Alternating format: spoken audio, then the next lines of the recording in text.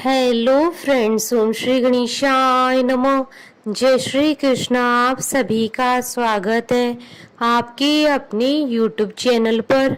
Friends, आज हम आपको इस वीडियो में बताने जा रहे हैं सर्वपितृ कार्य अमावस्या की कथा, मुहूर्त और सर्वपितृ कार्य अमावस्या पर क्या कार्य करें और क्या कार्य ना करें, और सर्वपितृ अमावस्या के दिन पितरों को विदा करने की विधि के बारे में। साथ ही हम आपको इस वीडियो में बताएंगे सर्वपितृ कार्य अमावस्या के दिन पितृ दोष से मुक्ति के लिए किए जाने वाले अचूक उपाय के बारे में। फ्रेंड्स, वीडियो शुरू करने से पहले आपसे रिक्वेस्ट है, अगर आप हमारे चैनल पर नए हैं और आपने अभी तक चैनल को सब्सक्राइब नहीं किया है तो प्लीज़ सब्सक्राइब कीजिएगा चैनल को।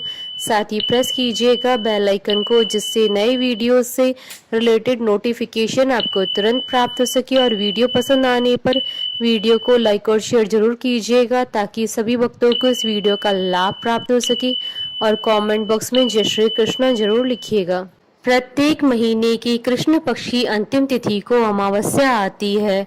अश्विन मास में पड़ने वाली अमावस्या को सर्वपितृ अमावस्या या मोक्षदायिनी अमावस्या कहा जाता है। इस दिन श्राद्ध पक्ष का समापन होता है और पितृलोक से आए हुए पितृजन अपने लोक लौट जाते हैं। हिंदू धर्म में अश्विन मास की कृष्ण पक्ष में आने वाली अमावस्या का विशेष महत्व होता है।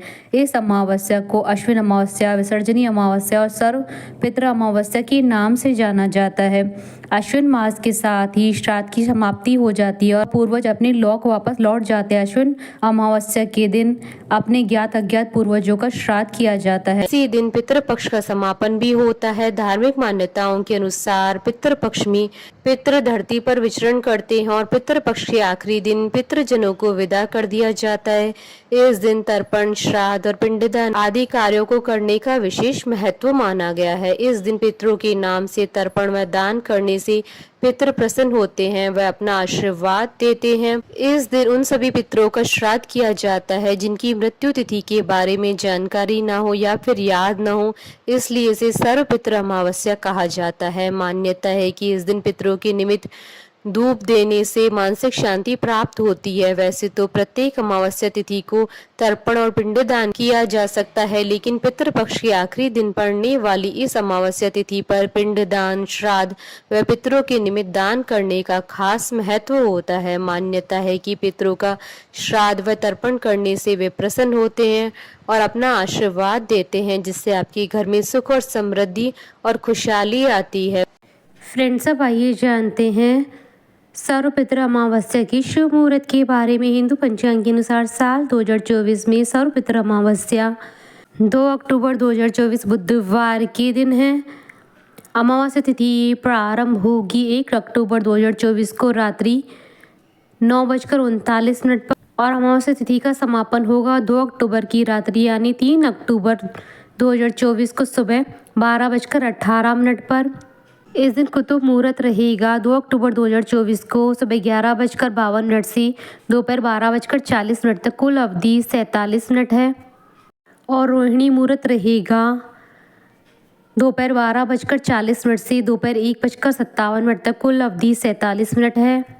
और अपराह्न काल का मुहूर्त रहेगा दोपहर 1:27 से दोपहर 3:49 तक। कुल अवधि 2 घंटे 22 मिनट है।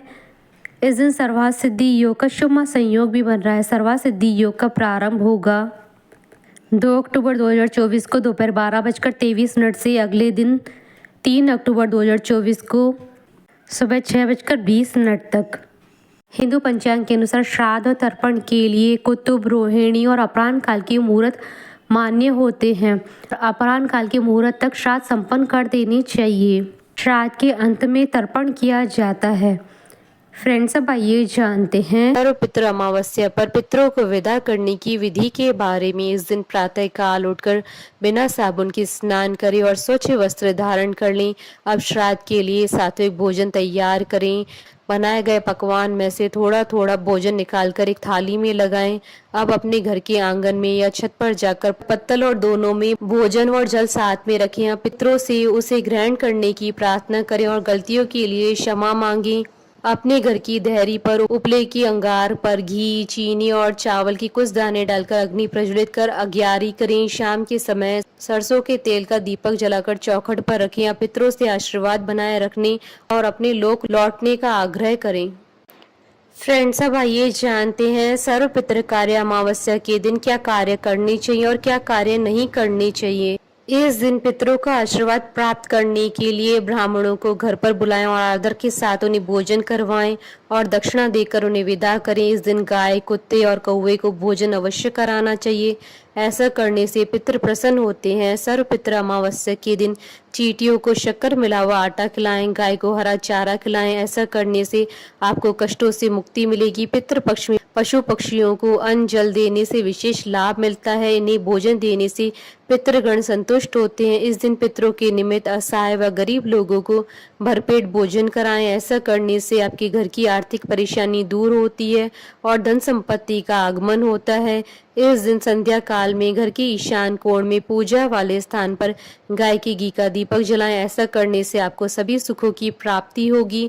अनेकों परेशानियों से छुटकारा पाने के लिए इस दिन सुबह स्नान आदि करने के बाद आटे की गोलियां बनाएं और किसी तालाब या नदी के किनारे जाकर ये आटे की गोलियां मछलियों को खिला दें। फ्रेंड्स, अब आइए जानते हैं सर्वपितृ कार्य अमावस्या के दिन क्या कार्य नहीं करने चाहिए। सर्वपितृ अमावस्या के दिन जो भी कोई व्यक्ति आपके घर दान दक्षिणा लेने आए उसे खाली हाथ नहीं लौटाना चाहिए।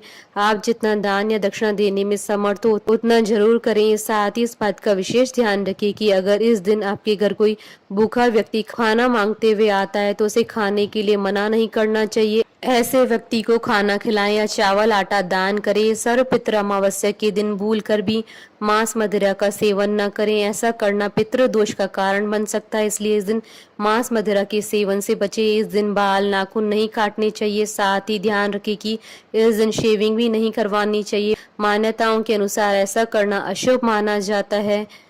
इस दिन किसी के साथ बुरा व्यवहार न करें। अपने से बड़े लोगों का अपमान नहीं करें। ऐसा व्यवहार अच्छा नहीं माना जाता है। मान्यता है कि विशेष रूप से सर्वपितृ अमावस्या के दिन ऐसा करने से घर में पितृ दोष लगता है।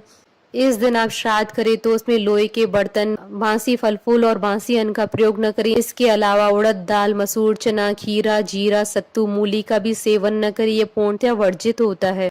फ्रेंड्स, अब आइए जानते हैं पितृदोष से मुक्ति के लिए सर्वपितृ अमावस्या के दिन किए जाने वाले अचूक उपाय के बारे में। सर्वपितृ अमावस्या के दिन पितृ चालीसा का पाठ करने से पितृदोष से मुक्ति मिलती है। फ्रेंड्स, अब आइए प्रारंभ करें सर्वपितृ अमावस्या की कथा। देवताओं के पितृगण अग्निश्वात जो सोमपत लोक में निवास करते हैं, उनकी मानसी कन्या अक्षोदा नाम की एक नदी के रूप में अवस्थित हुई। मत्स्य पुराण में आछोद सरोवर और अक्षोदा नदी का जिक्र मिलता है जो कि कश्मीर में है। एक बार आछोदा ने 1000 वर्ष तक तपस्या की, जिससे प्रसन्न होकर देवताओं के पितृगण अग्निश्वात और बृहस्पति अपने अन्य पितृगण अमावस के साथ अक्षोदा को वरदान देने के लिए आश्विन अमावस्या के दिन उपस्थित हुए। उन्होंने अक्षोदा से कहा कि हे पुत्री, हम सभी तुम्हारी तपस्या से अति प्रसन्न हैं, इसलिए जो चाहो वह वर मांग लो। लेकिन अक्षोदा ने अपने पितरों की तरफ ध्यान नहीं दिया। वह अति तेजस्वी पितृ अमावस को अपलक निहारती रही। पितरों के बार बार कहने पर भी उसने कहा, हे भगवान, क्या आप मुझे सचमुच वरदान देना चाहते हैं? इस पर तेजस्वी पितृ अमावस ने कहा, हे अक्षोदा, वरदान पर तुम्हारा अधिकार सिद्ध है, इसलिए निसंकोच कहो। अक्षोदा ने कहा, भगवान, यदि आप मुझे वरदान देना चाहते हैं तो मैं तत्क्षण आपके साथ रमण का आनंद लेना चाहती हूँ। अक्षोदा के इस तरह कहे जाने पर सभी पितृ क्रोधित हो गए। उन्होंने अक्षोदा को श्राप दिया कि वह पितृलोक से पतित होकर पृथ्वी लोक पर जाएगी। पितरों के इस तरह श्राप दिए जाने पर अक्षोदा पितरों के पैरों में गिरकर रोने लगी। इस पर पितरों को दया आ गई। उन्होंने कहा कि अक्षोदा, तुम पतित योनि में श्राप मिलने के कारण मत्स्य कन्या के रूप में जन्म लोगी। पितरों ने आगे कहा कि भगवान ब्रह्मा के वंशज महर्षि पराशर तुम्हें पति के रूप में प्राप्त होंगे। तुम्हारे गर्भ से भगवान व्यास जन्म लेंगे। उसके उपरांत भी अन्य दिव्य वंशों में जन्म लेते हुए तुम श्राप मुक्त होकर पुण्य पितृ पितृलोक में वापस आ जाओगी। पितरों के इस तरह कहे जाने पर अक्षोदा शांत हुई। अमावस के ब्रह्मचर्य और धैर्य की सभी पितरों ने सराहना की एवं वरदान दिया कि यह अमावस्या तिथि अमावस के नाम से जानी जाएगी। जो प्राणी किसी भी दिन श्राद्ध न कर पाए वह केवल अमावस्या के दिन श्राद्ध तर्पण करके सभी बीते 14 दिनों का पुण्य प्राप्त करते हुए अपने पितरों को तृप्त कर सकते हैं। तभी से प्रत्येक माह की अमावस्या तिथि को सार्वजनिक महत्व दिया गया और यह तिथि सर्व पितृ श्राद्ध के रूप में मनाई जाती है। उसी पाप के प्रायश्चित हेतु कालांतर में यही अक्षोदा महर्षि पराशर की पत्नी एवं वेद व्यास की माता सत्यवती बनी थी। तत्पश्चात समुद्र की अंशभूत शांतनु की पत्नी हुई और 2 पुत्र चित्रांगद तथा विचित्र वीर्य को जन्म दिया था। इन्हीं के नाम से कलयुग में अष्ट का श्राद्ध मनाया जाता है। हमारे साथ इस वीडियो में अंत तक बने रहने के लिए आपका धन्यवाद। ओम श्री गणेशाय नमः। जय श्री कृष्णा।